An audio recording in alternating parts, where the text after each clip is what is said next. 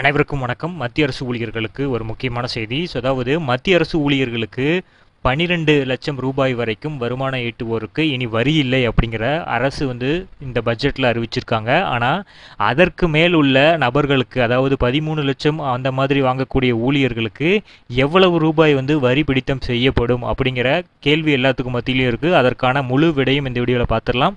So skip பண்ணாமல் கடைசி வரைக்கும் பாருங்கள். நம்ம சேனலை சப்ஸ்கிரைப் பண்ணாதவங்க பண்ணி வச்சுங்க. நம்ம சேனலில் சென்ட்ரல் மற்றும் ஸ்டேட் கவர்மெண்ட் சம்மந்தமான ஆல் அப்டேட்ஸ் போட்டுருவோம். அது மட்டும் இல்லாமல் பென்ஷன் சம்மந்தப்பட்ட முக்கியமான அப்டேட்ஸும் இருக்கும். ஸோ மறக்காமல் சப்ஸ்கிரைப் பண்ணிடுங்க. வாங்க வீடியோக்குள்ளே போகலாம். ஃபர்ஸ்ட் ஆஃப் ஆல் பார்த்தீங்கன்னா, ஆண்டு வருமானம் 12 லட்சம் வருவாய் ஈட்டுவோருக்கு இனி வரி கட்டவே தேவையில்லை. அவங்களுக்கு ஜீரோ டேக்ஸ் அப்படிங்கிறத சொல்லிட்டாங்க. ஸோ அதற்கு மேலே 13 லட்சம் அப்படி சம்பாதிக்கக்கூடிய ஊழியர்களுக்கு என்னென்ன வரி இருக்கும் அப்படிங்கிறது தான் பார்க்க போகிறோம். ஃபஸ்ட்டு 13 லட்சம் ஆண்டு வருவாயாக ஈட்டக்கூடிய மத்திய அரசு ஊழியர்களுக்கு வருமான வரி கணக்கு பார்த்தீங்கன்னா, முதல் 4 லட்சத்துக்கு அவருக்கு எந்த ஒரு வரியுமே இல்லை, 0%. அடுத்ததுக்கு பார்த்தீங்கன்னா 4 to 8 லட்சத்துக்கு பார்த்தீங்கன்னா 4 லட்சம் வருதுங்க இல்லையா, அதுக்கு 5%. அடுத்த 4 லட்சத்துக்கு 10%.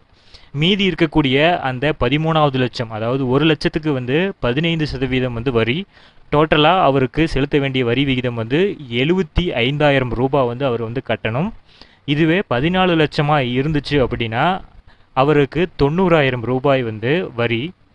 15 லட்சம் பெறக்கூடிய மத்திய அரசு ஊழியர்களுக்கு 1,05,000 ரூபாயும், 16 லட்சம் வாங்கக்கூடிய மத்திய அரசு ஊழியர்களுக்கு 1,20,000 ரூபாயாக வரி செலுத்த வேண்டும்.